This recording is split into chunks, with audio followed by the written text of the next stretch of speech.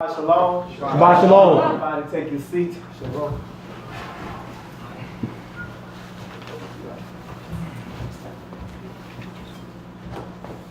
Hallelujah. Hallelujah. Praise the Most High Yah, our Rock and our Redeemer. He has given us life, health, and strength. He has been gracious toward us.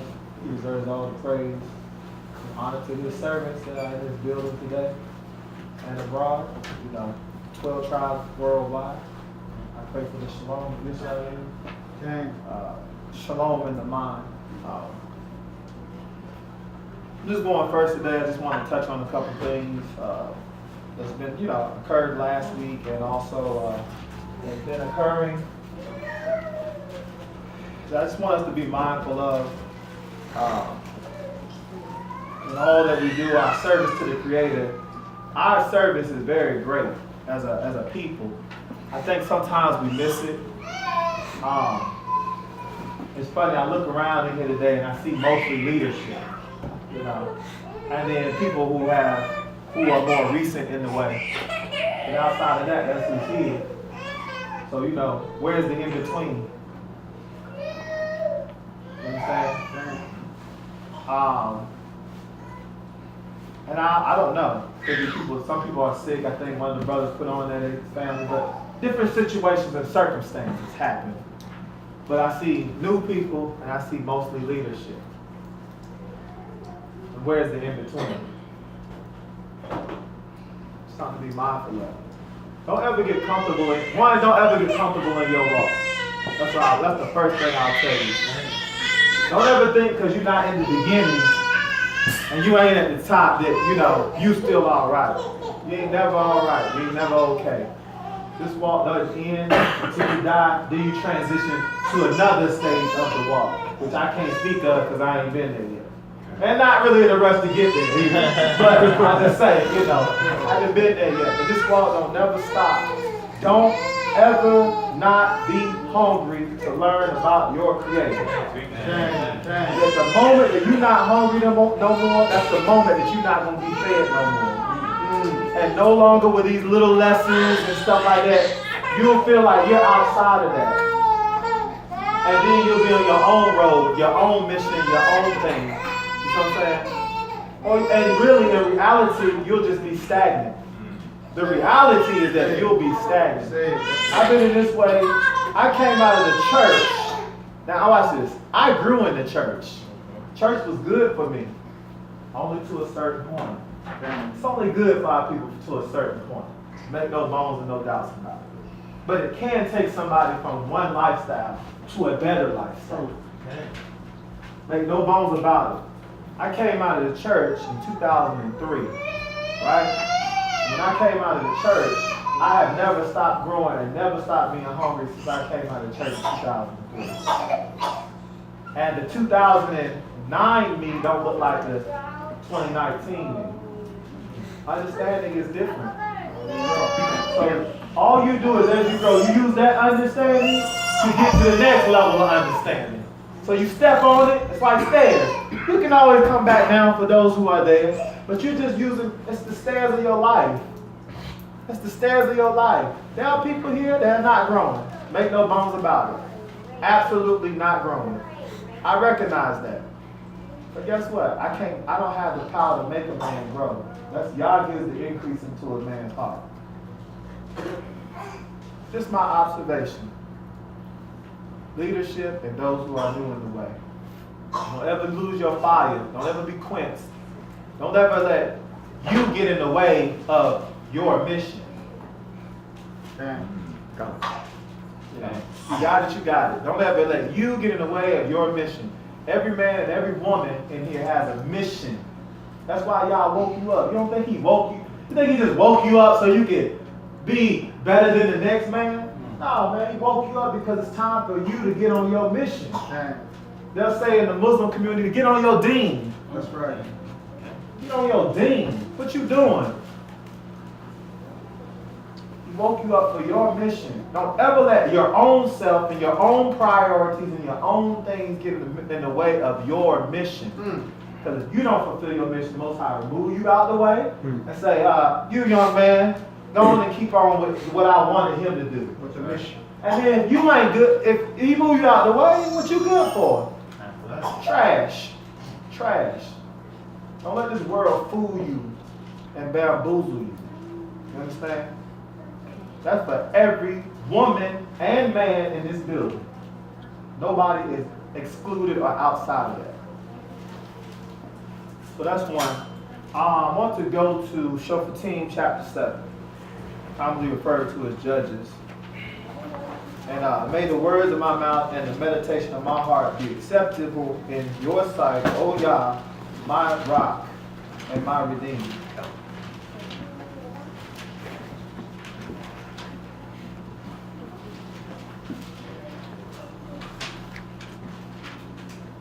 I want to actually start at chapter 6, read down 3 verses, then we'll jump to chapter 7. Me and my brother, my Aki, Tanya, who was briefly discussing that this week. It's always good conversations to build us up to Shabbat, you know.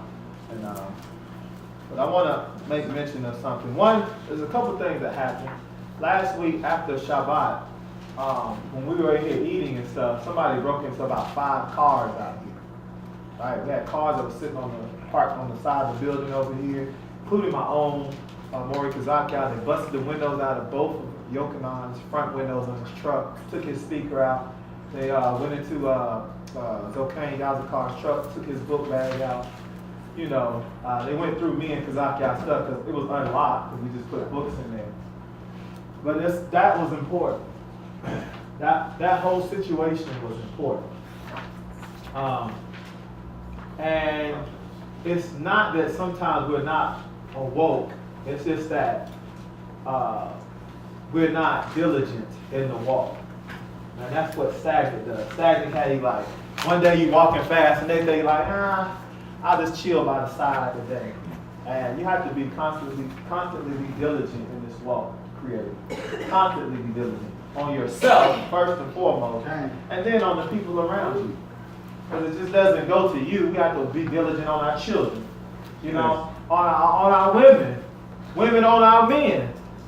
You know, we all belong to each other. And the more we realize we all belong to each other, the better it'll be. What was the term you used just a minute ago about the whole experience? It's one. Coexist. One is a coexistence. We all exist together in the same bubble. We just have different perspectives. It's all is moving together. You know, if it's hot for me, and you stay next to me, it's not hot for you too. Not your yard hot, and you walk outside. It's raining over here. It's raining next door to me. If it's raining at my house, it's raining at your house too. We both experiencing rain, right? It's a coexistence. Different times, maybe. Maybe it rained over here first. Guess what? It's checking its path, it's heading your way. Understand? Alright, let's start at 6:1, and then I'll kind of build off of that. Sefer Shoftim, commonly called the book of Judges, chapter 6, verse 1. Hallelujah. Hallelujah. And the children of Israel did evil in the eyes of Yahweh, and Yahweh gave them into the hand of Midian for 7 years. And the hand of Midian was strong against Israel. And before the faces of the Midianites, the children of Israel made for themselves the refuge which are in the mountains and the caves and the strongholds. All right. So one thing I just want to bring out is that the children of Israel did what? What did they do? Disobey. Right. They did evil in the eyes of who? And Yah. Now, what is it? Let's reword this just a little bit. Because sometimes ancient terminology kind of might have a, what would that be saying then? Make it plain for me. Make it real for me. That's my heart said. Make it real. What does that mean? They did evil in the eyes of Yah. What would that mean? Went against the Lord's statutes, commandments of Yah. Okay. But make it a little more real, because I'm right off the street, brother. I just hopped off the bus right now. The law, statutes, command, you confuse me, okay? Shabbat shalom. Shabbat shalom. They're not being obedient.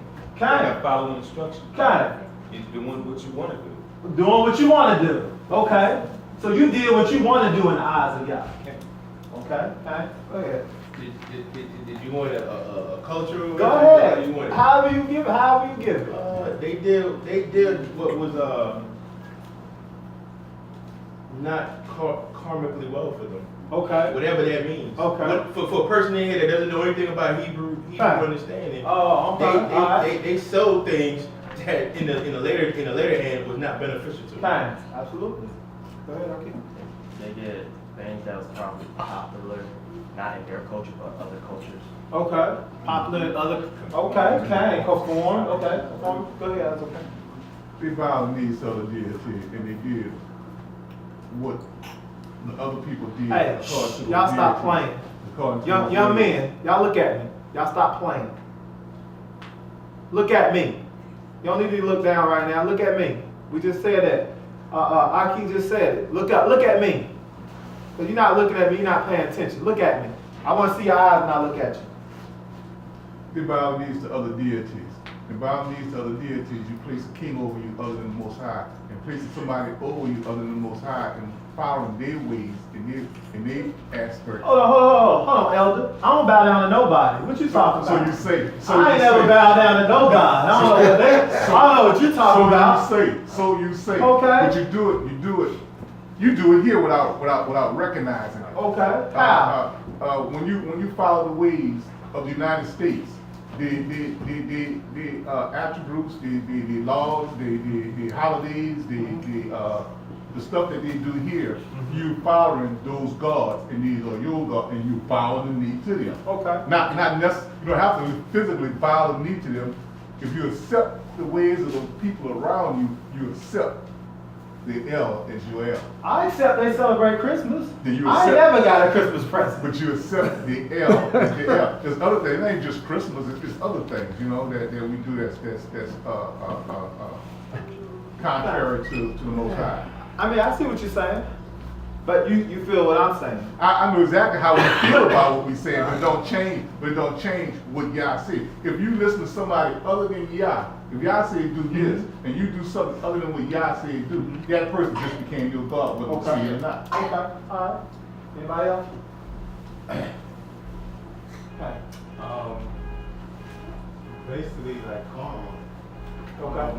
Whatever a person did, What they put out whatever they was doing, they put out, they came back, meaning everybody got to know stealing is wrong, you know, so they probably was doing a little bit of stealing, you know. They probably was like running around, talking behind each other's backs. You know, all the negative things, like everybody in the world know what's negative, what's positive. Okay.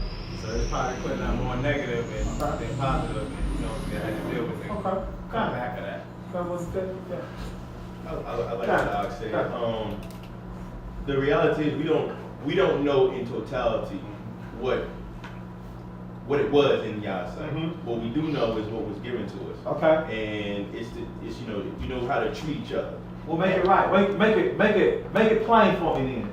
You said we don't know what's, you know what I'm saying, in the eyes of the Most High, right? Right. So make it plain for me Because based on you. I can That's what I want you to say do. something is I can say anything. Right. I can say anything to make the picture, but I know that the Most High wants me to treat my brothers as I treat myself. I know that Okay. the Most High wants me to treat the stranger as if he was one of us. I know the Okay. Most High wants me, you know, it's a moral issue, not just amongst Israel, but Right. how we deal with others. Right. So if I'm dealing with people different from myself in you know, remember we were strangers in Mitzrayim, and I treat somebody else as I beat them down in the community and so on and so forth. They may go back to their place and be like, yo, these people wicked as heck. You don't know how they treat me. They did this and that, you know, so on and so. We could say breaking the Shabbat. We could say so many different things. But what we do know is that however we were carrying ourselves in the world, in the eyes of the world, Right. which could have been that local area, it was not right. Right. Okay. All right, I'm gonna move on. Right. So to say that something they did evil, which is right, in the eyes of Yah, is to say that you did not meet up to his moral standard. Okay. That's all that means. If somebody did something that was evil in the eyes of Baruch, that means based on my standard, you didn't meet my standard. which is kata'ah, right? Which is sin itself. If you did that, what was evil in the eyes of the Creator, you did not make the mark. You did not meet his standard. Minimal standard. Right? Everything and everybody in this world got at least a minimal standard, right? And then you build off of that. Companies give you a minimal standard. You got to at least be here at 7. You got to do this, blah, you got to do this. If you excel it, they go. And if you don't excel it, what happens?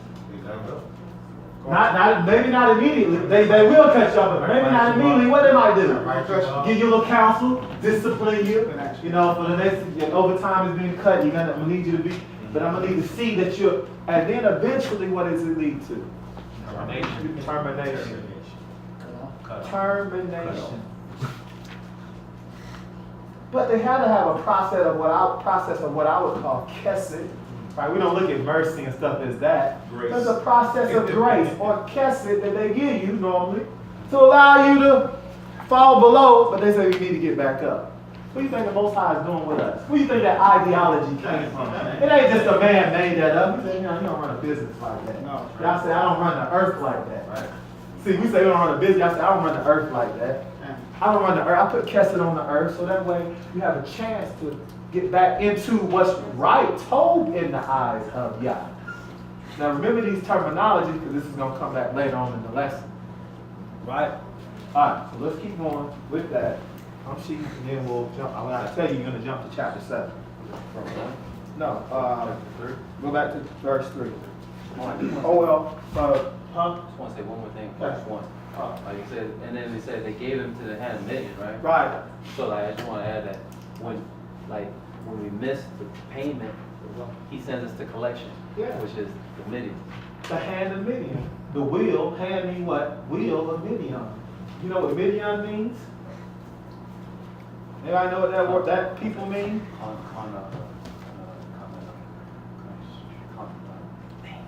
It means strife.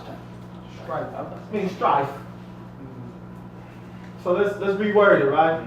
So because we did what was evil in the eyes of Yah, he gave us into the wheel of strife. He gave us in the wheel of strife.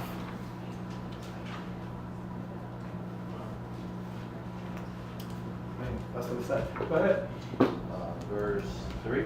Okay. And it came to be, whenever Yisrael had sown, that Midian would come up, and Amalek and the people of the east would come up against them, and encamp against them and destroy the increase of the soil as far as Azah, and leave no food in Yisrael, neither sheep, nor ox, nor donkey. It didn't say they took it. It said they did what? Destroy Destroy. the increase. So that sounds like somebody you dealing with that hates you, don't you? They ain't take it and eat it themselves. They said they did what? We don't want y'all to have no food. We make sure y'all got bad. Y'all ain't got no food. We take it, we just gonna mess up your food. Destroy our food. How does that happen? Think about it. They destroy our food. GMO. Oh. I say vaccines, but they really the pesticides and all that. So because they didn't like us, right? Because we didn't meet the bar, the moral standard, Most High said, I'm gonna put you in people that they hate you. They'll give you, but they're gonna destroy your food. It ain't even food. Man, we went down there, we worked hard, we put up. Don't matter. Destroy it. Right? That's nothing new. They did that recently to the people in Demona. Lady was telling them Moselle that they had jaundice because they was putting feces on the food. There you go. It ain't nothing new. Yeah, It's here. We reading it right. So we know it ain't nothing new. We had just became a nation. So this old facts. Old facts. New ways of doing old things. You would think by now this house would be packed. Because we don't want to fall below standard. Come on, huh? And then the Creator goes, oh, you did what was evil in my eyes. Because this ain't people that don't know better. There's people that know better. Say it again, Aki. Say it There's again. people that know better. Let's just stop dealing with what the world don't know. There's people that know better. We're dealing with just the bed y'all right now. The house of y'all right now. People that know better. Standards fall down. He says, I'm gonna give you over strife then. Strife, where does strife come from? You, Okay. you, You don't want harmony, so you want. you. Strife just don't grow itself. It don't grow naturally. Something that's created. Okay. Huh? Sown. Right? Notice what they sowed, we got destroyed. All because they did what was Ra in the eyes of Yah. They didn't reach his standards. Purposely.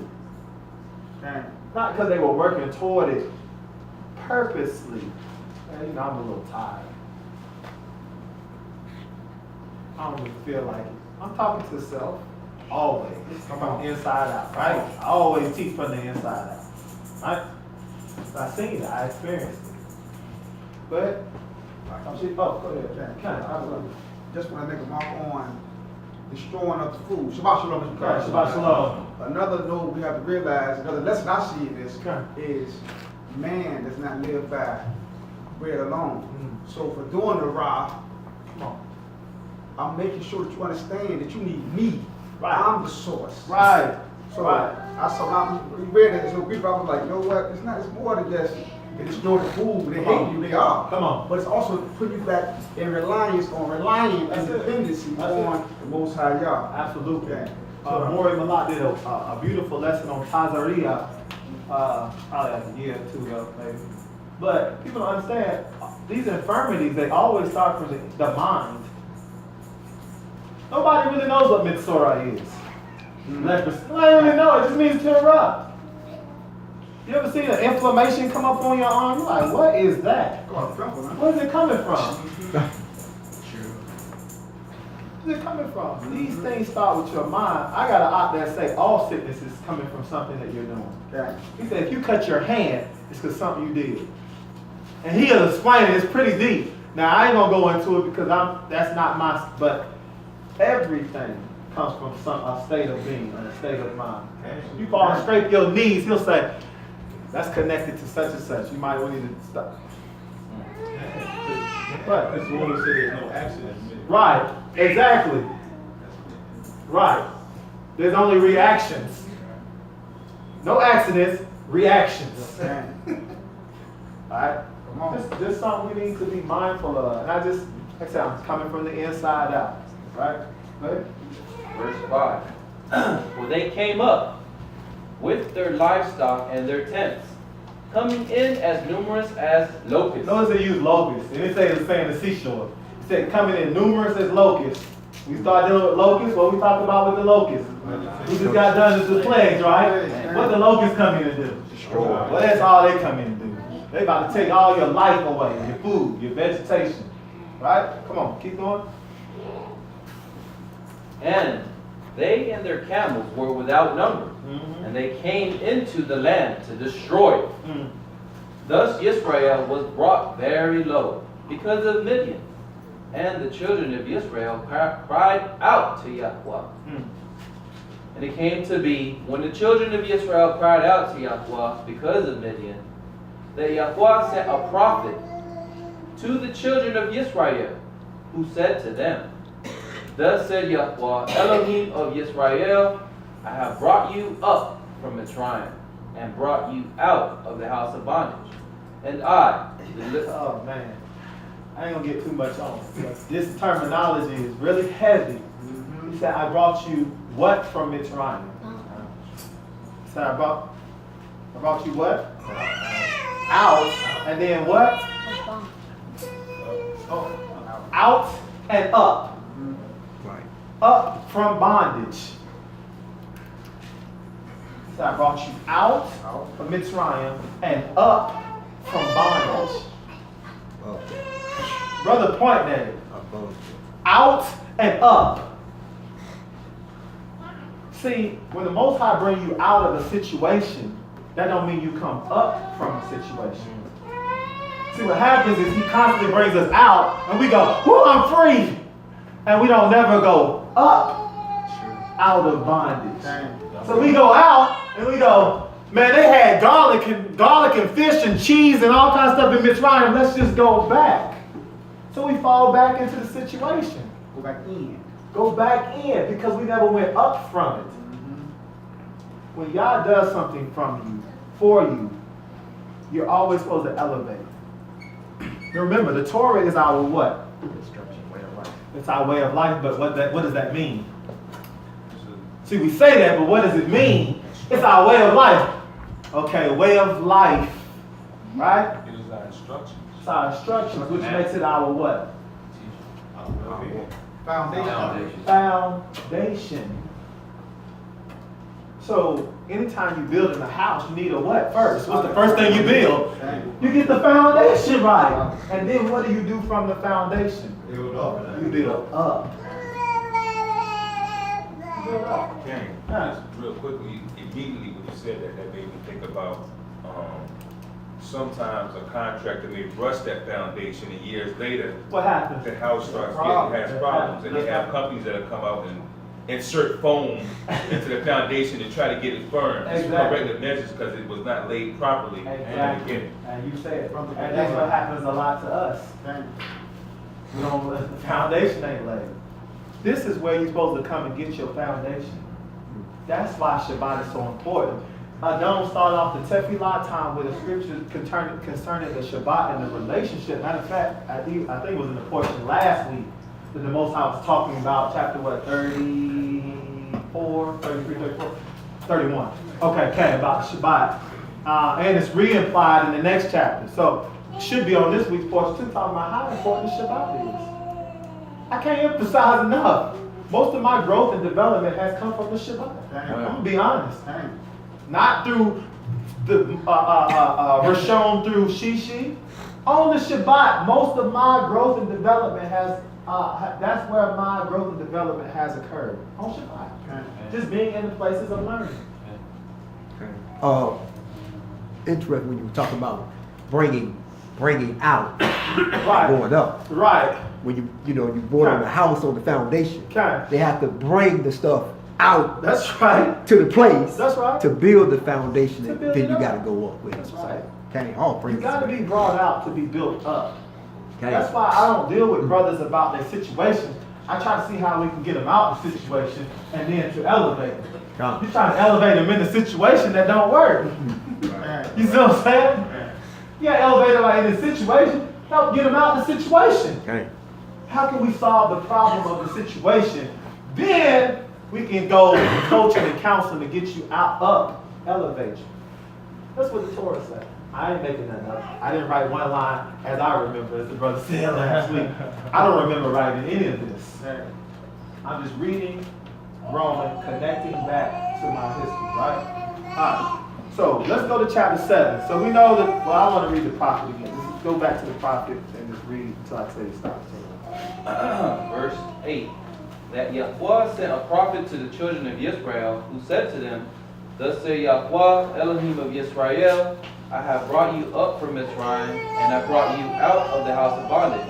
And I delivered you out of the hand of the Mitzrayim, and out of the hand of all your oppressors, and drove them out before you, and gave you their land. And I said to you, I am Yahweh your Elohim. Do not fear the mighty ones of the Amorites, in whose land you dwell, and you have not obeyed my voice. And the messenger of Yahweh came and sat under the terebinth tree, which was in Ophrah, which belonged to Joash the Abiezrite. While his son Gideon threshed wheat in the winepress to hide it from the eyes of the Midianites. So this was what we would call a clever family here. Because they threshed wheat where? In the wine press. So they already doing something that's clever, so that the Midianites don't know what they're doing. To hide, right? So we got a smart family here. So now we're not dealing with no ignorant family. We already dealing with a family that has some coconut going on here, right? So Gideon means hewer, one who chops down, right? That's what Gidon means, right? It means hewer, Hewer. Alright, so very important. The Malak, one is that the Malak don't, the prophet, the Nabi, it said he sent the prophet. The prophet is not always there to tell you something new and that you don't know. A lot of times the Nabi is just the one who reminds you. Or explains to you the reason why you're in your situation.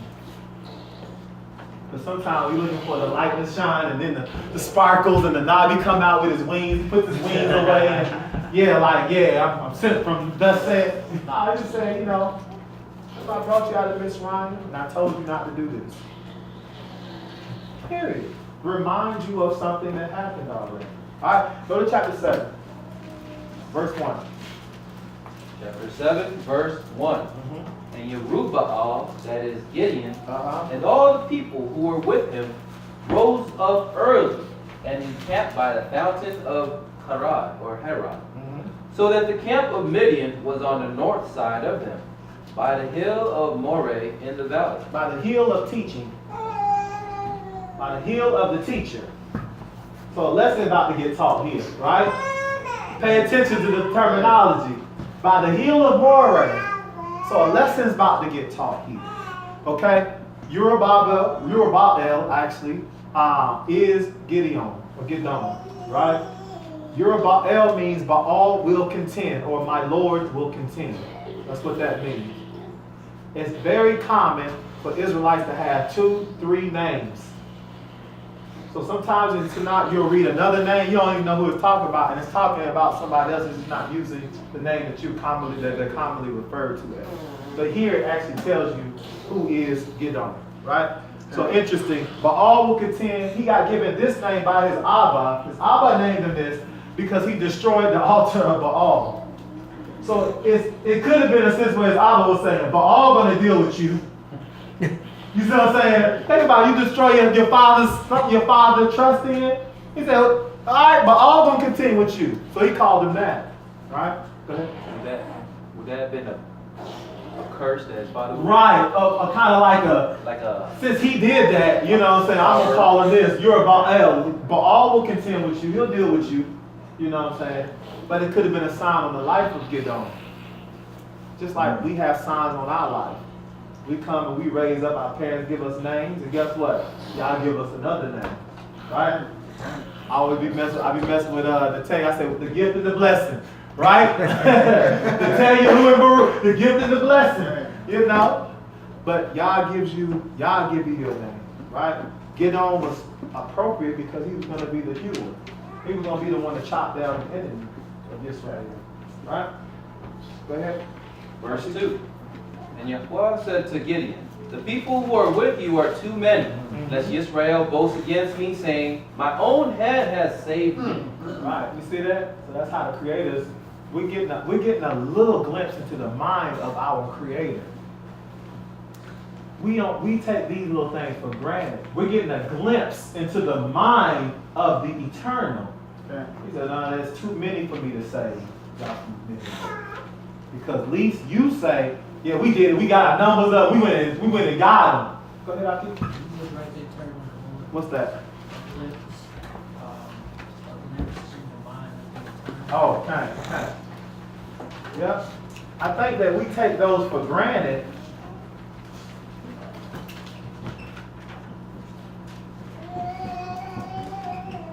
And we shouldn't.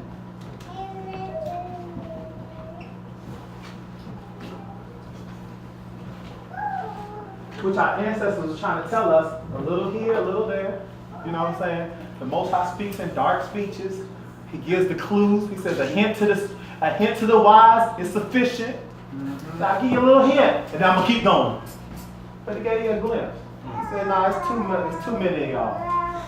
20. Right now we at 32,000." Keep going. Verse 3. And now, proclaim in the hearing of the people, saying, whoever is afraid and trembling, let him turn back and leave Mount Gilead. And 22,000 of the people turned back while 10,000 remained. What does that tell you right there? 22,000 people turned around. What does that tell you right there? Just quick. What did it tell you?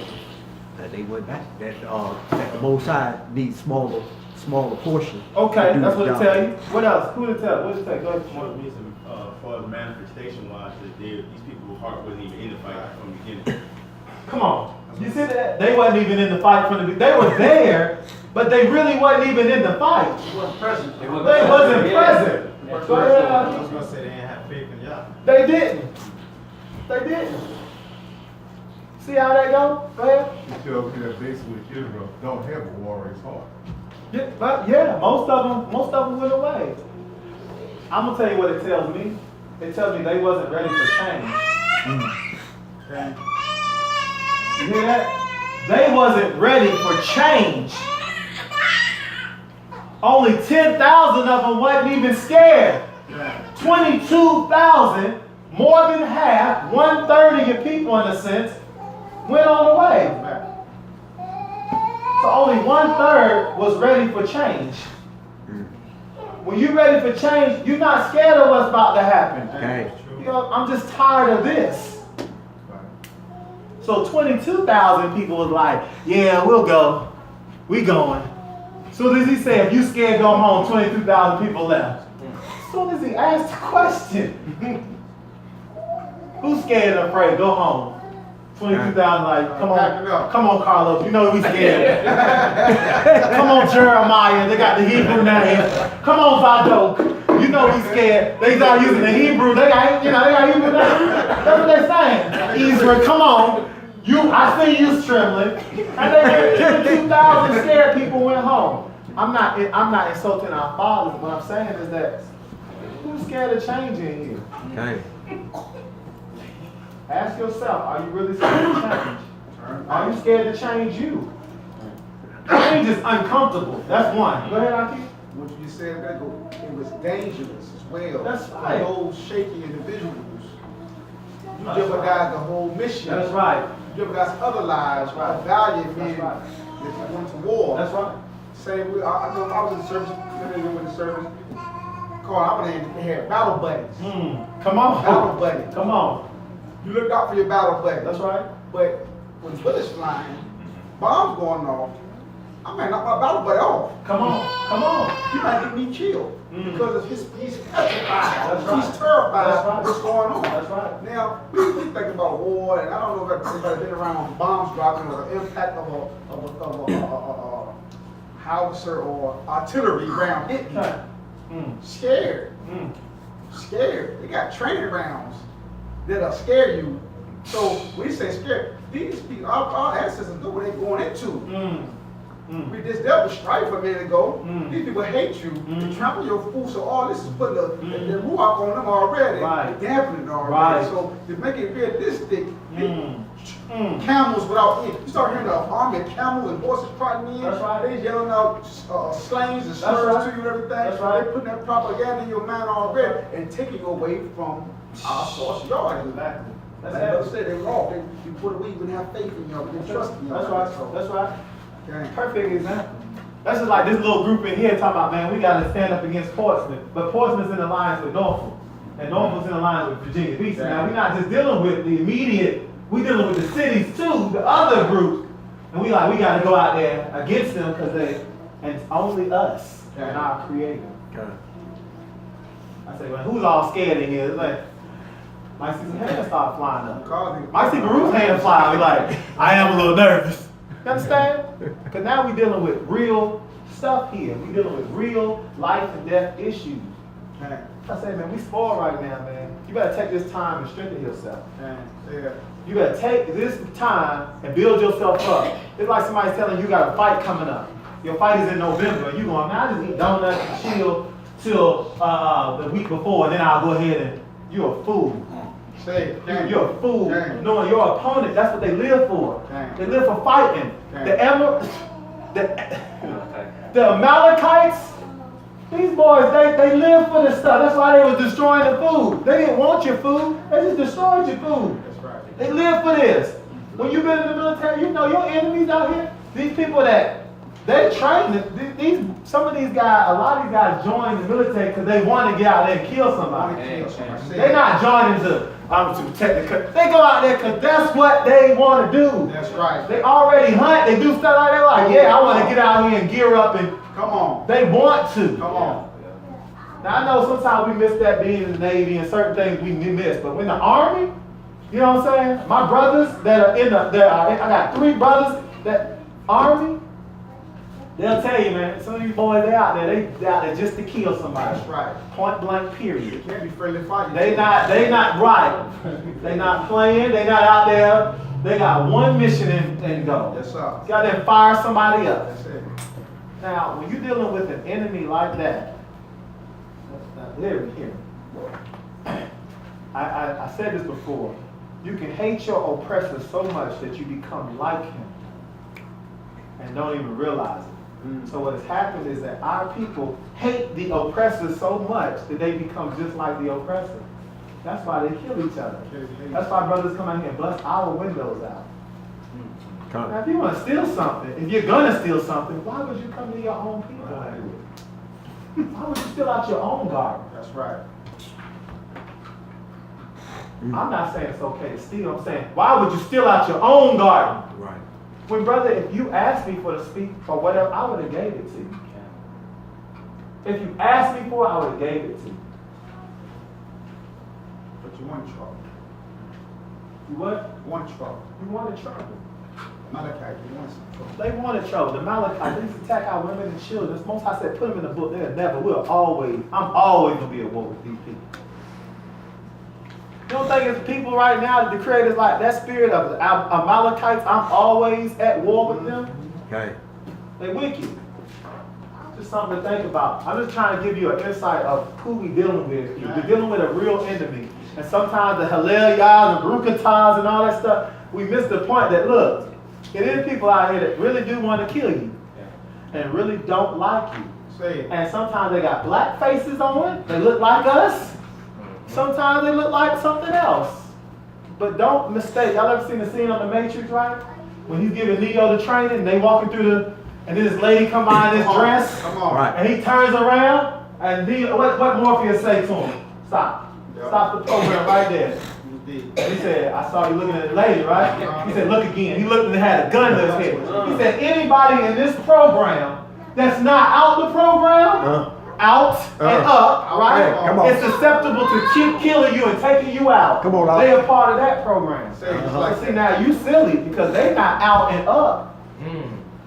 See, you assumed that it was a pretty lady in a red dress. Flipped right on you and almost took his life. That's the point I'm trying to make. That's the point the Creator trying to say. I brought you out and up out of bondage. Not so you can go back into it. Come on. Right? We gotta be mindful. We ain't here praising y'all, we gotta still be mindful. That's right. And I'm gonna show you that in the scripture. I'm gonna kind of fly through it. Go ahead. But I would advise everybody to go back and read the whole story. Read all of this. All of this. Don't skip it. Read it all and break it down. It's all there. Everything you need is in this book. I'm telling you. Because would you say everything that you've seen so far you can find somewhere in this book? And you can go, I didn't realize, but it's there. Most High left us the little pieces of bread. If you follow this, you'll get to where you need to go. Go ahead, Aki. Verse 4. And Yahweh said to Gideon, the people are still too many. Bring them down to the water, and let me prove them for you there. For you, I'm going to prove them. For you there. Right, for you, because I already know it's too many. Now, watch, the Most High is merciful even in his terminology. Come on. He's saying there's too many people. He could have said what? He said there's too many people, but what could he have said? Need less. No. He's speaking in a way where it's like, it's not an insult to his people. But what could he have said? I don't need them. Right. He could have said that. Or what else could he say? It's scary cats in here. It's scary cats in here. It's sweet men in here. Get them out. He didn't say it like that. See, so we can't say it like that. Break the spirit all the way. Exactly. Most time he's trying to break them. He's just saying it's too many. See how the Creator talks?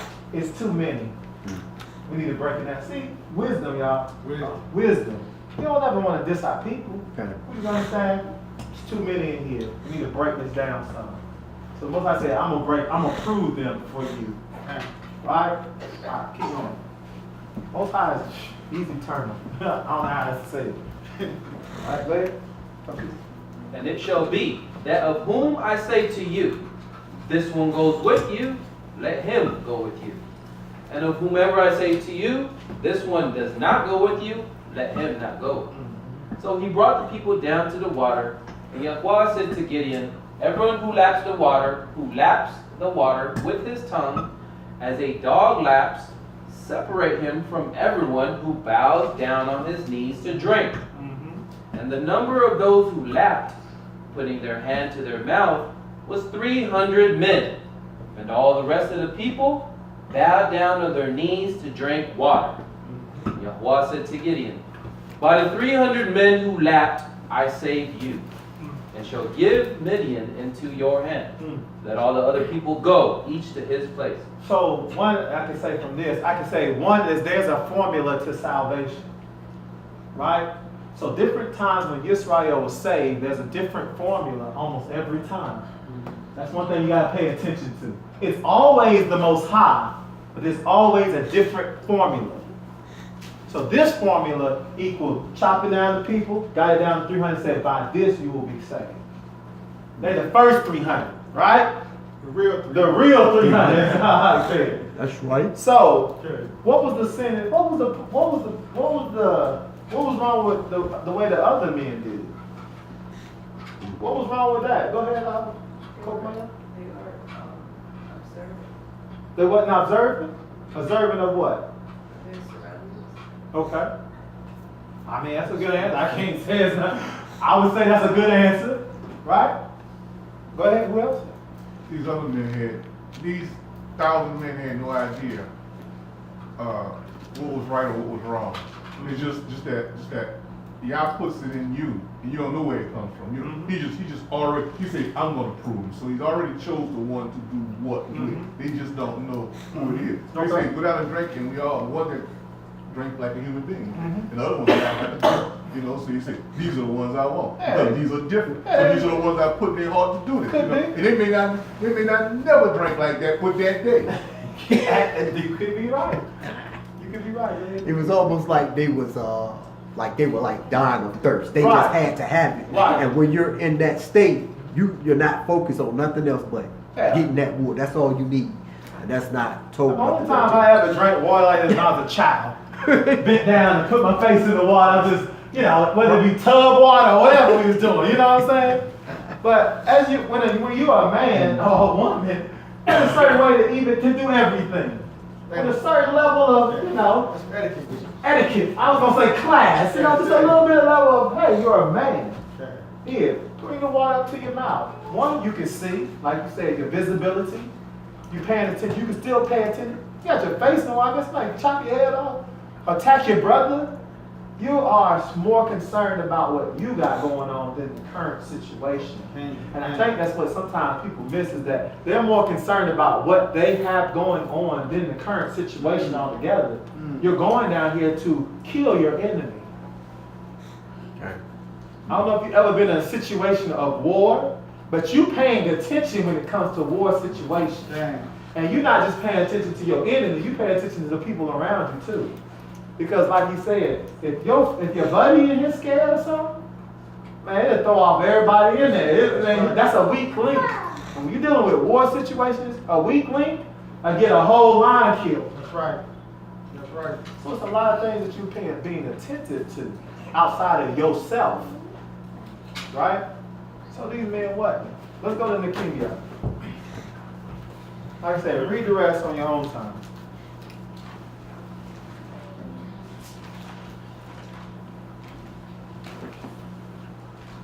Chapter 4. Nehemiah chapter 4. Huh? The fair Nehemiah, commonly called the book of Nehemiah, chapter 4, verse 1. And it came to be, when Sanballat, heard that we were rebuilding the wall, that he was wroth and highly offended, and mocked the Yehudim. And he spoke before his brothers and the army of Shamaron or Samaria, and said, what are these feeble Yehudim doing? Are they going to restore, slaughter, complete it in a day? Are they going to bring to life the stones from the heaps of rubbish which are burned? So, What y'all gonna do? Go back to Africa and do what? Right. Come on, What Hawk. y'all gonna do? Y'all about to be what? Come on, Y'all Hawk. about to be out there naked chasing deers and stuff. Come See how on. they start, Real. so when you start having a vision That's and right. that you see how your enemy, these are actually the enemies of Yah. There ain't no bones about it. These are the enemies of Yah. So they don't like you. What y'all gonna do down there? That's what they say. Are they gonna build it in one day? They're gonna make stones, or they gonna take this large mound of stones and cause have you ever seen when they tore down buildings and stuff, these large mounds of concrete and dirt? Dang, What they do? They get that out of there. That's right. They looking at us like, what they gonna take these stones and what they gonna build? They mocking us. Y'all don't think we being mocked right now? I don't think we being mocked right now. This is not a lesson to teach you to hate your enemy, by no means. But not hate them. This is a lesson to teach you to be aware. Israel always had enemies. Especially when we wasn't what? Doing what was right in the eyes of Yah. Dang. That's where your enemies come from. So I can honestly say you create your own enemies. Uh-oh. You create your own enemies. Y'all ever watch Power Rangers when you were young? What they do? Take them clay things and make an adversary for the Power Rangers and then bring it to life? That's what we literally do. Is make our enemy and bring it to life. When we don't do what's right in the eyes of y'all. Starting up here. Start right there. Start right here. We start creating our enemies. I hate my brother. I don't like so you start this. All these ingredients being your enemy. Can't stand my brother. That nigga this. That they don't know. You start creating your enemy, and then when it's complete, you bring it to life. Man, we should just kill him. You brought your enemy to life. Now you really got an enemy. You created it yourself. Now you need a savior to come save you from what? Your own mind. Right. That's what he's saving you from, your own mind. To tell you, why did you do that? Don't you know if you just live like this, that would have never been capable? Nobody can curse Israel. Israel can only curse itself. How can you curse a blessed man? That's what Bilam said. He said, I can't bless them. Can't curse them. They already been blessed. He said, but this is what you can do. Get them to do this, and they'll curse themselves. All right? Very clever. So I can say, technically, we've been cursing ourselves for 400 years. However much time you want to, we've been cursing ourselves for 400 plus years. Cursing our own self. Creating our enemy. Building them straight from our mind, from the internal to the external. We've been doing that. What? Okay, all right, thank you. Moray give me work today. Nah, that's internal to X. Yeah. What you're talking about is, on a positive side, that's called the process of deliberate intent. And most of us, most people that I know, I say that, they do it unintentionally. So it's always, well, why is this happening to me?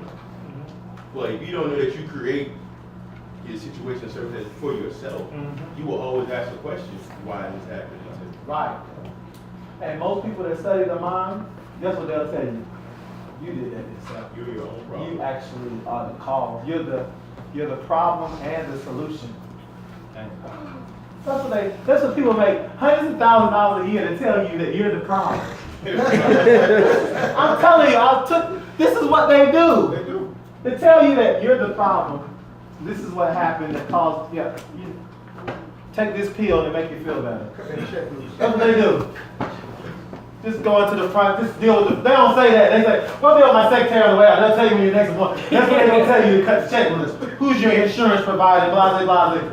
They got the secretary to do that. You see what I'm saying? Right. But that's exactly what happens. To tell you that you're the problem and you're the solution. Or they'll tell you, go read this book and that book, and this will actually help you out. And all the book is telling you about is how to get out your own issue. That's your own way. Come on.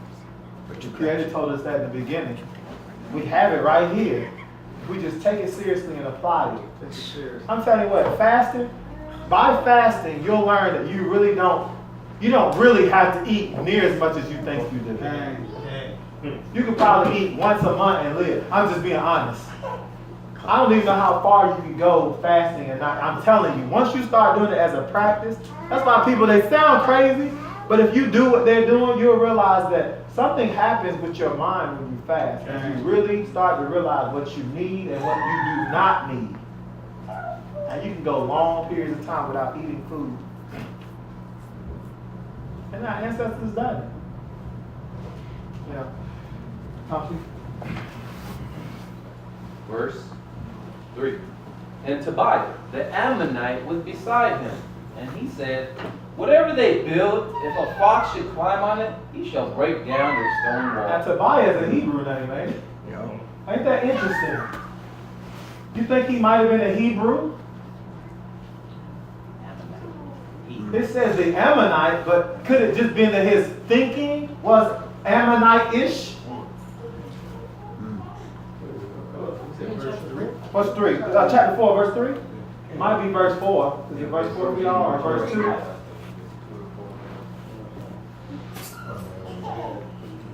What you got for 3? So we prayed We to prayed. Dang. Come here, right? Chapter 4. Verse 4 says here. Here are Elohim. That's verse 4. Verse 2, verse 3 don't Okay. say. Verse 1 says it happened when Sanballat and Tobiah. Go ahead, read from yours. And it happened when Sanballat and Tobiah and the Arabs and the Ammonites and the Ashdodites heard that the walls of Jerusalem were being healed, that the preachers had begun to be sealed. They grew extremely angry. So they all banded together to come to do battle in Jerusalem and to bring ruin upon it. So we prayed to our Elohim, and we set up a guard over the workers by day and by night against it. That's interesting. Let's say that in Greek. Okay. All right. Okay. Well, I'd say it's a Bible. All right. Okay. Keep going. Top sheet. Verse 4. Hear, our Elohim, for we have become despised, and turned back their reproach on their own heads, and give them as a prey in the land of captivity. And do not cover over their crookedness, and do not let their sin be blotted out from before you, for they have provoked you before the builders. So we built the wall, and the entire wall was joined together up to the half of it, where the people had a heart to work. The people had a what? Heart to work. Which one? What say different? I'm saying that we can. Okay. So that might be, you started in chapter 4. Oh, y'all in chapter 3? Okay, that's what it is. Okay, it's still on the next chapter. Okay, I knew it had to be verses back. In the next chapter. Yeah, and whoever has the Tanakh, the Kumash, I don't know if it's Kumash I have. Okay, art scroll. Yeah, it's usually verses up. You know, that's why I started saying chapter 3. Okay, all right. So we all tracking. Okay. All right. So Tobiah, right, which is a Hebrew name, it says he was an Ammonite, but he might have been Yisrael, but just engulfed it or fully consumed into Ammonite culture. And they say he was, we got Hebrews that we might like. He's a Christian. Got it. The Christian. Such and such the Christian, but he's Hebrew, you know what I'm saying? But, right, come on. It's right, God. That's it. They say it's right. You know, so that's what I'm saying. That's definitely a Hebrew name, right? Tobiah. All right, keep going. Top sheet. All right, we all on the same page now. So you just had to go a few verses up. Okay. And it came to be when Sanballat, and Tobiah, and the Arabs, and the Ammonites, and the Ashdodites heard that the walls of Jerusalem were being repaired, and the broken places began to be filled, that they became very wroth. Okay, so the enemy, right? Which we wasn't even messing with the enemy. We were just building back the ruins of our culture.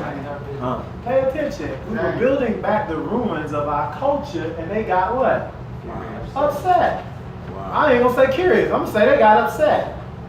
They want to know, what are they doing? What's this positivity that they're doing? Come on. You know, if they throw one rock on it, it'll all fall. It ain't gonna be. So in their mind, our enemy's mind, which they're an enemy of Yah, which is why the prophets actually prayed against them and said, don't let them be forgiven. He said, because they're coming up against you. Just type of learning, right? Some people say, you don't pray. No, we pray against anything that comes against the will of Yah. Absolutely. Don't let them be forgiven. Right? Go ahead, Lucky. Anytime there's war and the people is moved out of the land, other people moves into the land and become those people. Absolutely. And these people are now witnessing the other people come back and start to build this land. So now they're saying, you come to take from us what was right, what was not ours in the beginning, and we're going to find a way to slow them down or stop them from doing this. And that's what's going on here. We're not messing with them. They're not even living. Nobody's even living there. So they watching from the outside, probably on the hill somewhere going, yeah, what they think they doing? Oh, they think they about to build this back up? I run all this. So beware when we're trying to build how the enemy starts to peek his head and poke his head. Doubt. Right? Trying to make sure that your heart is in the right place. But all these people, they said what? They had a heart to do what? To accomplish. Some people say work. They had an attitude to accomplish. Does everybody here got an attitude to work or to accomplish in here? You gotta ask yourself. And if that's the case, you gotta be present. You gotta be involved. You gotta be asking questions, calling. You gotta be checking on each other. You understand? We're trying to accomplish something, right? Then you say, well, what is it you're trying to accomplish? Everything must be built from the most minute stage first. You can't start at the roof of the house. You gotta start at the foundation. Because if you start at the roof of the house, get on the foundation, it's off. What happened? Dang, I wasted time. That's what you're gonna say, I wasted time. When I could have just started from here and go up. Setting everything above it straight. Go ahead, I'll keep all right, I might need a little help. Ema Paula. M-I-N-U-T-E. M-I-N-U? Minute, minute, same. Like minute? Okay, minute. Go ahead with your bad minute, all right. Go ahead, Coach Man. Sister Zara had mentioned this going to sister meeting about the building of the wall. When name was this scripture. And it went to show that they didn't like start all over and get rid of it all. They were rebuilding on what foundation they did. Right. So the reality is you do need new materials, but you don't never get rid of all the old material. Because that's what makes the new, it's what makes it holistic. You see what I'm saying? You always use the old material too. Great point. Great point. Absolutely. Okay, come shoot. I'll be done at 4, y'all. 15 more minutes. And all of them conspired together to fight against Jerusalem and to do harm to it. But we prayed to our Elohim and set a watch against them day and night. Come on. Because of them. We did what? Pray to our Elohim. And what else did we do? Set a watch. So we watched them. We didn't go, I don't care what they doing. We still got to watch them. Because guess what'll happen? Yeah. You'll be here and you come out the building and your windows will be busted out. Okay, just like that. Because Tobiah, the Ammonite, right? Or Carlos, the European, that looked like us, but he was actually a European. You see what I'm saying? Right. He came and he stole our stuff. Oh, slick. Right. Uh-huh. Slick. Come on. You know? Rick, Uh-huh. right? Port Smithian, right? Right. Came up here and busted our windows out. Okay. You understand? Okay. We gotta pay attention. So we didn't just tefillah and go, oh, Father, we're good, we prayed. Got it. I just leave it in prayer. No, we set up the watch. Make it real. Real. See, we set a watch up. Now we got brothers watching inside and outside. And then there's something else we still need to do. But let's keep reading and see what else we need to do. Come on, come on. Because we set up the watch, Come and on. there's something else we still need to do. Go ahead, Aki. And Yehuda said, the strength of the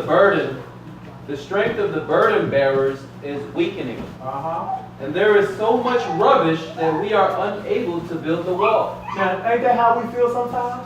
It's so much to clean up with our nation. It's hard. It's a lot to clean up. It's a lot. And what did he say? Man, it's so much to clean. It's so much rubbish. The burden bearers are just, we wall out.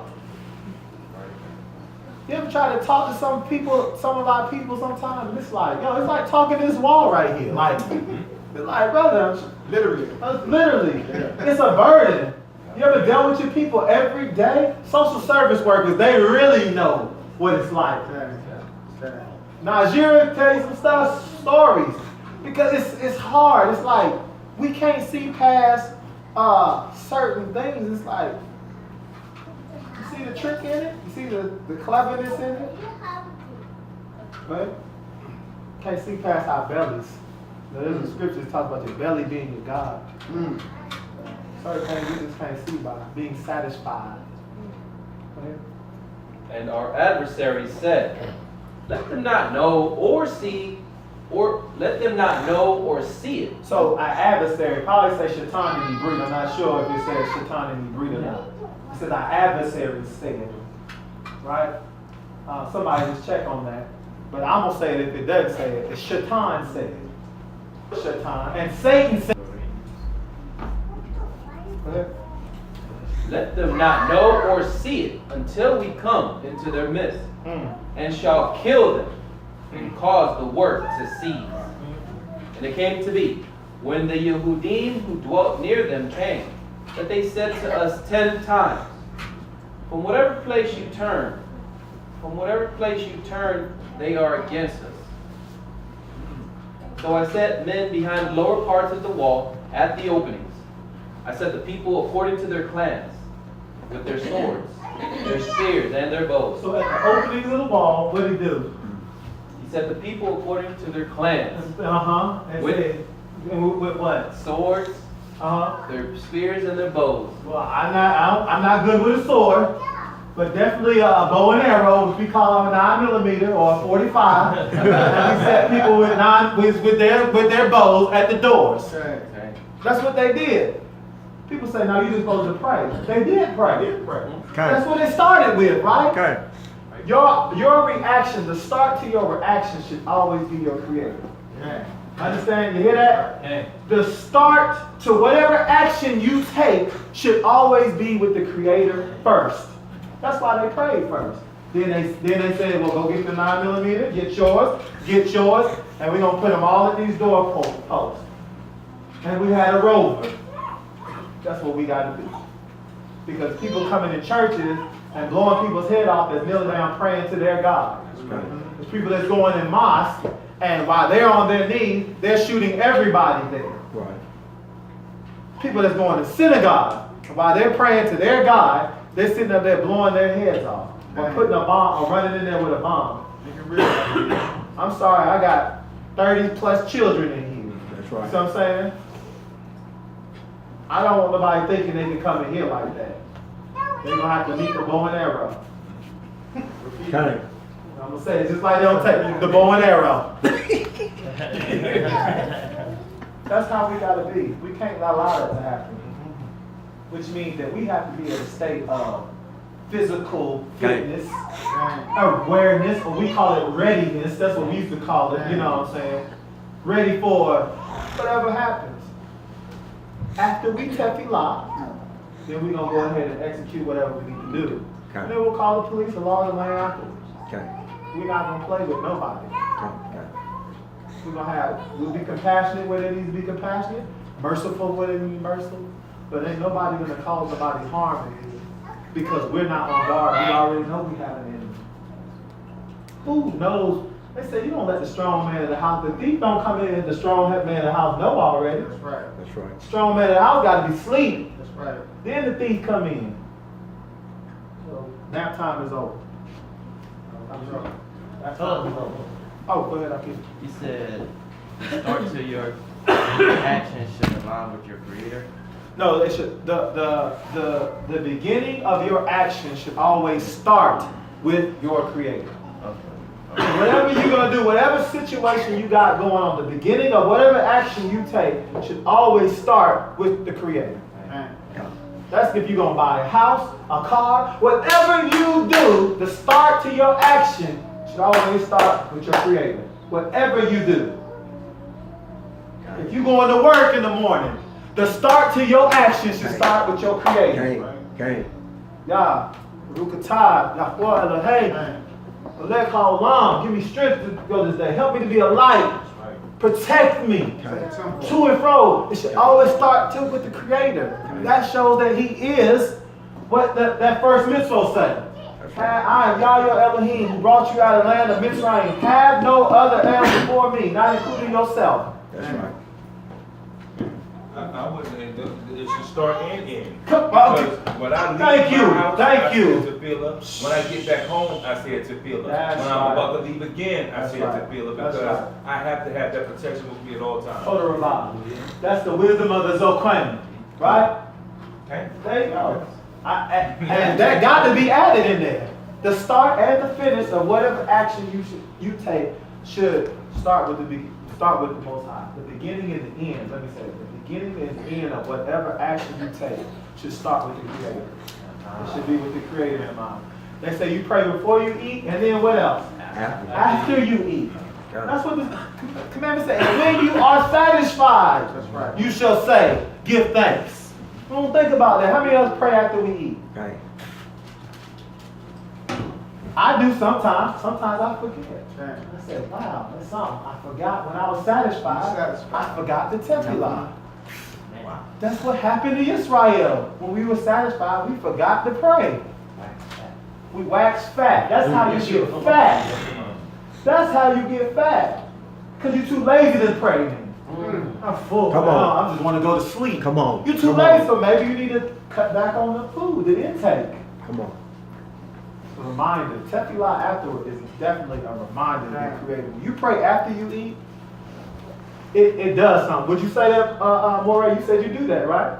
How's it feel? Well, I mean, all of it is, all substance and satisfaction comes from the Creator. Come on. Akuti, how's it feel after you eat when you Tefillah? Like I just being reverence to the Creator. If I don't, it taught me that. Uh-huh.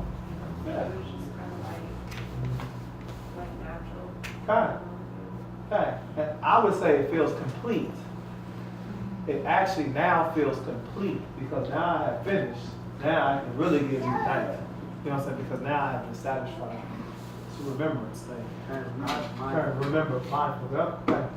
Go ahead. Tony. And they came to verse 14. And I looked and rose up and said to the nobles and to the deputy rulers and to the rest of the people, do not be afraid of them. Remember the great and awesome Yahweh. Remember the great and awesome Yahweh. And fight for your... So who does the Nabi tell us to fight for? Listen to what the Nabi said. Fight for who? Okay. Fight for your brothers, Uh-huh. your sons, Your sons and your daughters, and your daughters. your wives, Your wives and your houses. and your houses. This is what he tells Mishpaka. Fight for your sons, your brothers first, your sons, your daughters, your wives, and your houses. That's why we can't be afraid.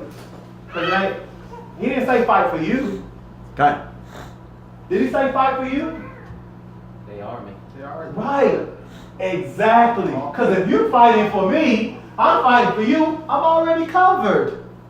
I don't have to fight for myself. If I'm fighting for your daughters, you see what I'm saying? Guess what? You're fighting for my daughters. We all swinging. Right? That's why. Tell you to fight for yourself. I'm doing it for me. That's the weakest mentality I've ever heard. Brother, you fight for it. I'm not doing this for me and nobody else. That's a fool that would say something like that. It's all about me. Like, what? Go ahead. That bird is too much for the bird bears and bear time. Go ahead. And it came to be, when our enemies heard that it was known to us, and that Elohim had brought their counsel to nothing, and that Elohim had brought their counsel to nothing, that all of us returned to the wall, everyone to his work. And it came to be, from that time on, that half of my servants were working in the work, while the other half were holding the spears, the shields, and the bows. So somebody got to hold the spears, the shields, and the bows. And the breastplates. Teflon? The body Kind of. Yeah, Kevlar. Go ahead. And the rulers were behind all the house of Yehuda, who were building on the wall, and those bearing burdens, those loading, working with one hand in the work, and with the other holding a weapon. So the rulers were involved in this too. Right? Man. Go ahead. As for the builders, each one had his sword girded at his side. And we are the builders, right? We are the builders in here, right? Yeah. Because we know that the walls are in ruin. We know that the house is tore up. So we're the first ones to be awakening. You see what I'm saying? So what does that make us? We're the builders. This is how the builders are supposed to be. Go ahead. Each one had his sword girded at his side as he built. And the one who sounded with the shofar was beside me. And I said to the nobles, and to the deputy rulers, and to the rest of the people, the work is great and large, and we are separated far from one another on the wall. In whatever place you hear... We got brothers in the West Coast, we got brothers in the East Coast, we got brothers in Guyana, we got brothers in Israel. The work is great. We separated from each other, right? What had to bring us together? In whatever place you hear the voice of the shofar, join us there. Our Elohim fights for us. So what time of year do we know we're going to hear the shofar? What time of year do we know we're going to hear the shofar? The what? The Kagim. We just read that last week, right? You know that shofar going to be blowing. That's why we got to get on one accord. That's why we got to start uniting. Because the place where you hear that shofar, it says, join us, because that's why Elohim fights for us. You know, it's important. He said that the builders had one hand on the what? What? What did he say? It says verse 17. 17. One hand in the work, and with the other holding a weapon. One hand on the work, and the other hand. I don't want you for 1 minute to get confused that I don't have this gun on my side. Right? I don't want you for 1 minute to think that I'm sitting up here and I'm unarmed. That's right. Don't try nothing. That's right. Don't try. Don't try it. Don't try it. That's our mindset. We got to remember, yeah, the work is great, but we always got to be attentive to the safety of our people, the safety of our children, the safety of our wives, the safety of our husbands. Because it might be a sister that sees something. She got to protect her house too. Hey, I saw something. Y'all need to understand? He said, Yehuda doing all this. Pay attention. The house of Yehuda. The house of Yehuda. That's us. That's us. The house of Yehuda. I'm going to cut it short. The last part I was going to read was in the Bri HaYamim Bet, 2 Chronicles, chapter 26. And I'm not going to read it. I just want you to write it down. I want you to go back and read it. Because there's even violation. Well, we need to read it. Let's read it real fast. Chapter 26, 2 Chronicles, the Bri HaYamim, 26. Let's start at verse 1. Chapter 26. I want to get to the portion before, Sefer Debri Hayamim Beit, commonly called the second book of Chronicles. Chapter 26, verse 1. And all the people of Yehuda took Uzziyahu, who was 16 years old, and set him up to reign instead of his father, Amatziyahu. He built Elot, and restored it to Yehuda, after the sovereign slept with his fathers. Uzziah was 16 years old when he began to reign, and he reigned 52 years in Jerusalem.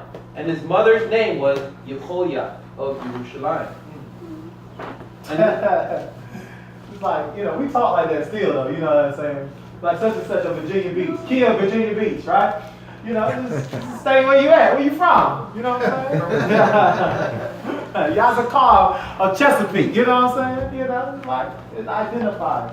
Go ahead. Verse 4. And he did what was right in the eyes of Yahuwah. And he did what was right in the eyes of Yahuwah, according to all that his father Amaziah did. He did what was right. What does it mean? What does that mean again? What does that mean he did what was right in Isaiah? What does it mean? He made the foundation. He did what? Kept the foundation? What's the example I gave? Reached the standard. He read the standard. Okay. He kept the standard. He reached the standard. It don't mean that he did everything, you know what I'm saying, exactly right. It's to say that he hit the standard. You know that no king destroyed all the idolatry out the land like King Yoshiyahu? No king. But there were other kings that did what was right in Yah. So it's a standard you got to hit. That's all I'm trying to say. It's a standard. It's a minimal standard that we got to hit. All right, before you can start going up. We call it 0. I would say it's even 0. Right? Go ahead. And he sought Elohim in the days of Zechariah, who had understanding in the visions of Elohim.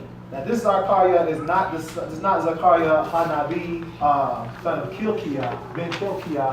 This is Zechariah ben Yekonia, which is my excuse me, not Yekonia. Make sure I'm saying that. Jehoiada, Shlika. Jehoiada, which is one of my favorite priests of all time. Go ahead. And he sought Elohim, and he sought Elohim in the days of Zechariah, who had understanding in the visions of Elohim. And while he sought Yahweh, Elohim made him prosper. And he went out and fought against the Philistines, and broke down the wall of Gath, and the wall of Yabneh, and the wall of Ashdod, and built cities around Ashdod and among the Philistines. And Elohim helped him against the Philistines and against the Arabians who lived in Gor Baal and the Meunites.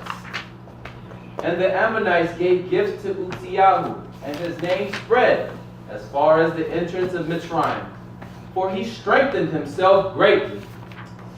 And Uzziah built towers in Jerusalem, at the corner gate, and at the valley gate, and at the corner buttress, and strengthened them. And he built towers in the wilderness, and dug many wells. For he had much livestock, both in the low country and in the plain, farmers and vine dressers in the mountains and in Carmel, for he loved the soil. And Uzziah had an army of fighting men who went out to battle by divisions, according to the number on their roll, as prepared by Yehiel, the scribe, and Maaseiah, the officer, under the hand of Hananiah, one of the sovereign's commanders. The total number of the clan chiefs of the mighty brave ones was 2,600. And under their hand was an army of 307,500 that fought with mighty power to help the sovereign against the enemy. And Uzziah prepared for them, for the entire army, shields and spears and helmets and body armor and bows and sling stones. And he made machines in Jerusalem. He made machines in Jerusalem, devised by skilled men, to be on the towers and the corners, to shoot arrows and large stones. And his name spread far and wide. For he was marvelously helped till he became strong. Till he became what? Strong. Oh, wait a minute. That's weird, ain't it? That's a weird wording, ain't it? He was marvelously helped until he became strong. Wow. Another lesson in this. He became strong. Right? Go ahead. Keep going. But when he became strong, Hold on, what verse we at? 16 now. Yeah. 26:16. What'd you say? Well, we in the same spot. Strong at verse, Oh, it depends on the book that you're in, yeah. Nah, it's in the, yeah, it should be 26 in the regular. Right? But when he became strong, his heart was lifted up to his destruction. For he trespassed against Yahweh his Elohim by entering the Haykal of Yahweh to burn incense on the slaughter place of incense. Now, what was wrong with that? All he did was come in there, he burned incense on the altar of the Creator. Lo Lekah. Everybody say Lo Lekah. Lo Lekah. And then you know what that means? What that means? Not for you. K-Lekah or, you know, everything. But Lo Lekah, alright, that's not for you. Now you become an enemy. Doing something that you ain't supposed to be doing. See, the guarding is not always from the external for the external, but sometimes it's internally too. Absolutely. When you step in places that you ain't supposed to be stepping or doing things you ain't supposed to be doing. See, we gotta be mindful of that.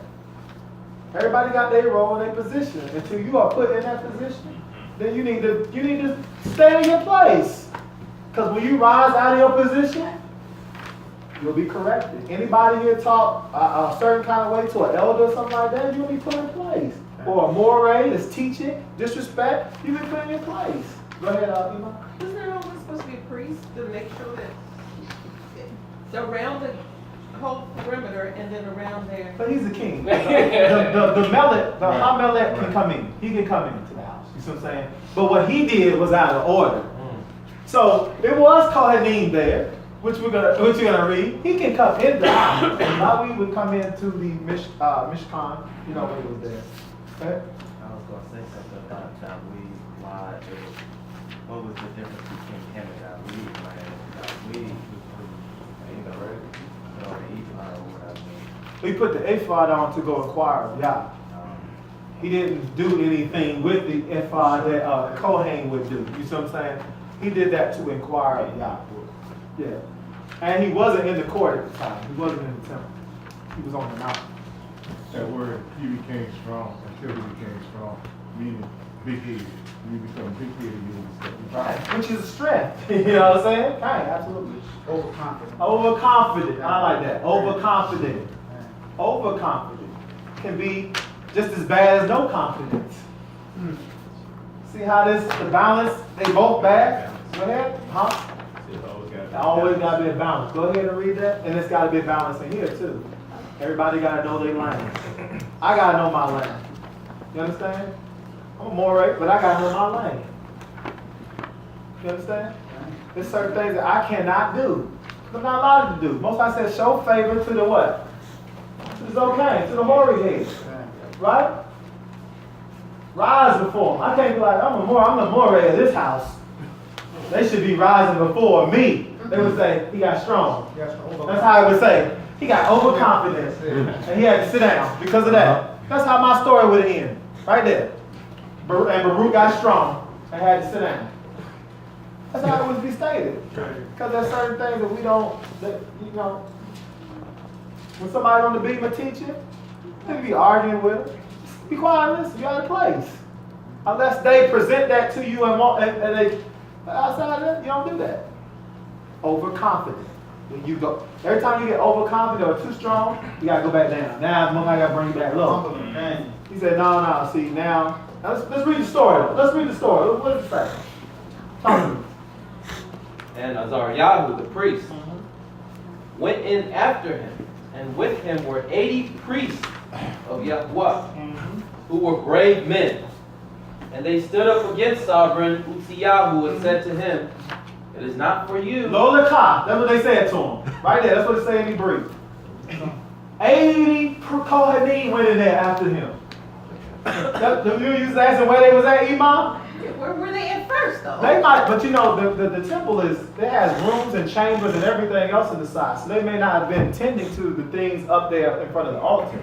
You see what I'm saying? And matter of fact, the altar was outside. So they may have been inside.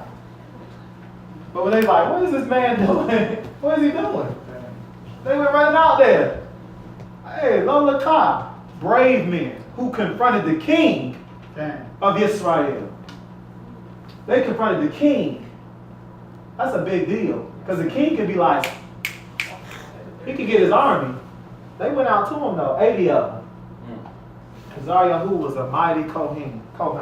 You understand? And a lot of times you'll find the Kohen, they're not really involved in political affairs and nothing like that. They don't. Their job is the keeping of the things of Yah. They might not even know what's going on in the outer world because they have the task to fulfill. But when you come and you interrupt the task, the service, now we rise up. That's from the inside. Now we're dealing with the inside. Now we're not dealing with the outside. We're dealing with the inside. Understand? Keep going. And they stood up against sovereign Uzziyahu and said to him, it is not for you, Uzziyahu, to burn incense to Yahuwah, but for the priests, the sons of Aharon, who are set apart to burn incense. Who are set apart to do what? Burn incense. You got to be set apart to teach the word. There are different offices you have been made set apart to do that.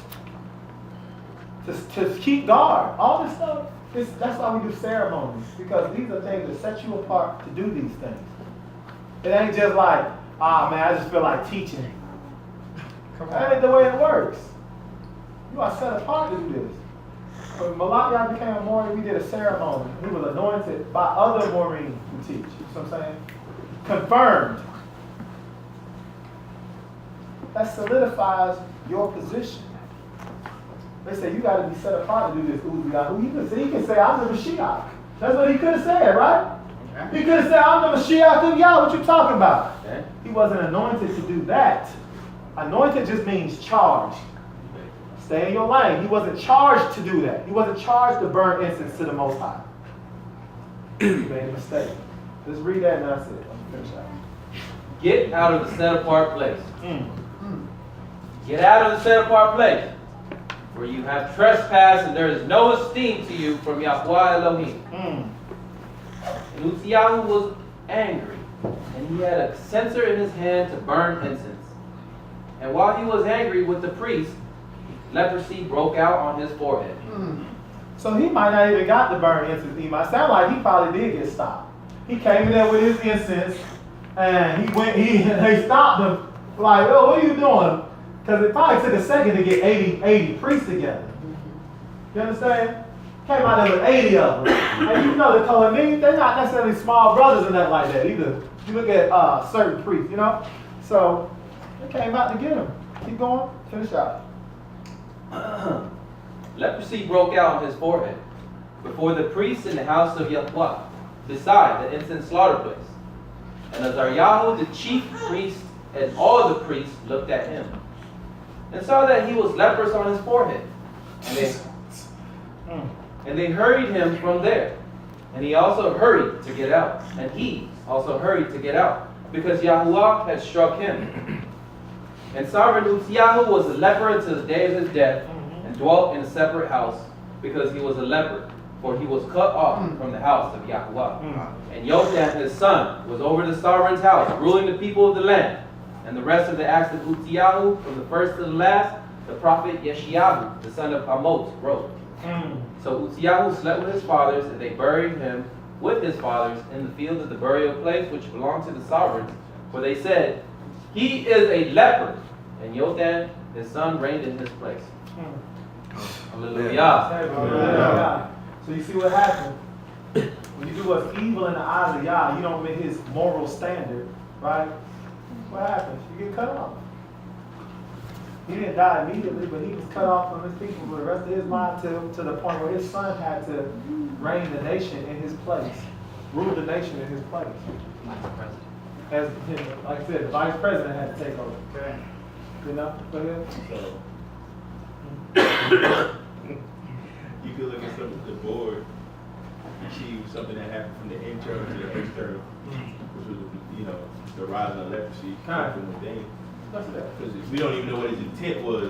We just know he was getting angry. Right. We don't even know what he was going to do. That's right. Angry. That's right. It's interesting. Because remember how I started? I said that They said one part of what I started, the sicknesses start as a mental state. They said he got strong. He got sick. And it manifested in his leprosy. You see how that came? Then he got sick physically. Because he was sick in his mind to think that he could do something that didn't belong to him. That's coveting. You know that, right? So was he thinking about the minute details? No, he got strong. Sometimes when you strong, you don't think about how weak you really are when you're strong, because you feel strong. You feel like good. Right? You know how when a young man gets strong, you think he can run into cars and stuff like that? Then he get a little older and be like, hey, my body's hurting. I wish I had took care of it a little better. When you're strong, sometimes you don't think about the minute stuff. A great point is, I watched a documentary on Ronnie Coleman, bodybuilder. I think it was like 8-time Mr. Olympia. So he did a lot of what we would consider strong, great feats in his prime, lifting weights that, that man could barely walk now. He's had multiple back surgeries. And in retrospect, it's the minute details of like proper lifting at practice that people have taken over the course of the years that he wasn't doing, because in his strength, he was strong. He was strong. But now it's like it's not a sadness as far as, you watch it, you're like, man, I remember. It's more of a like, I gotta be more careful. I got aches right now, and it makes you put things in perspective. That's right. These little minute things that we overlook in our false assurity of strength. You know what I'm saying? You're so sure how strong you are. Hurt yourself. Okay. Let's be the Elohim of Abraham, Yitzhak, Yaakov, who has blessed me to stand before you today. Blessing to his people, the hearers and the doers of his command. May you all be blessed. Hope this word resonates in your hearts and your minds. For us to just be better than yesterday. Shabbat is about more light. So every Shabbat you should leave here with more light. So I hope everybody got something from this. If not, hopefully you get to another Shabbat. So, Hallel Yah. Hallel Yah. Hallel Yah. Hallel Yah.